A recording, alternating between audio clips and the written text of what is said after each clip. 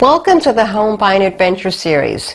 Today we'll discuss the survey, flood area, building use limitations, and homeowners insurance of the purchase agreement.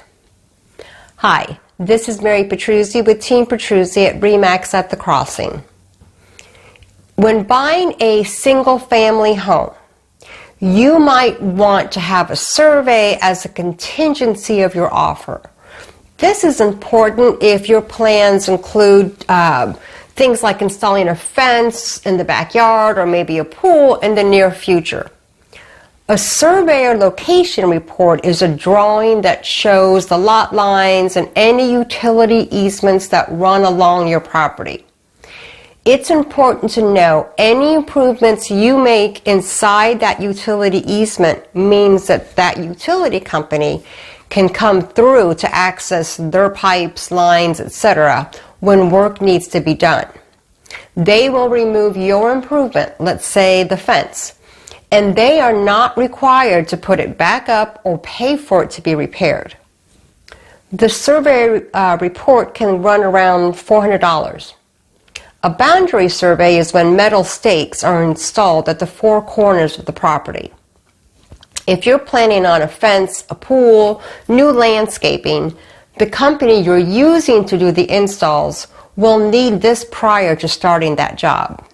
This type of survey could also be helpful if it looks like a neighbor's driveway, fence, or storage shed is within the property lines of the house that you want to buy. A boundary survey can cost $800 or more. A little side note and example, it's possible that the seller of the house you want to buy is aware of their neighbor's driveway coming in 6 inches into their lot. There is probably an easement that runs with the property on file with the recorder's office, and the seller's agent would be able to provide you and your agent with a copy. The cost of either survey is usually a buyer's cost, but depending on the circumstances, your realtor will be able to advise you on which option is best. If you're buying a townhome or a condo, then you will not need to waste money on a survey since most of that property is owned by the association.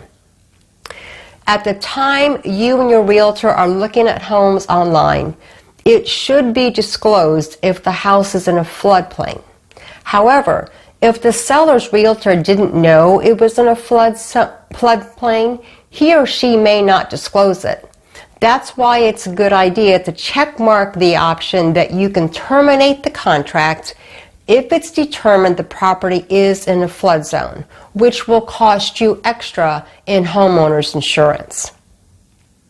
If your intent is to buy the house and let's say run a daycare out of it, then this is where the building use limitation should be filled out with a certain amount of days to see if that is even allowed. Homeowners insurance is required by your lender. Since your mortgage company has a lien on the property, they need to make sure that their asset is protected. You pay for the first year of insurance up front. The lender collects 1/12 of the insurance premium with your mortgage payment. They hold that money in escrow and pays the insurance bill every year after.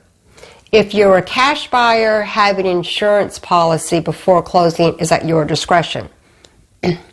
If you choose to pay your insurance and taxes separate from your mortgage payment, which some lenders discourage, just know that if your lender finds out you don't have homeowners insurance, they can get an insurance policy for the house and charge you double or triple the actual cost.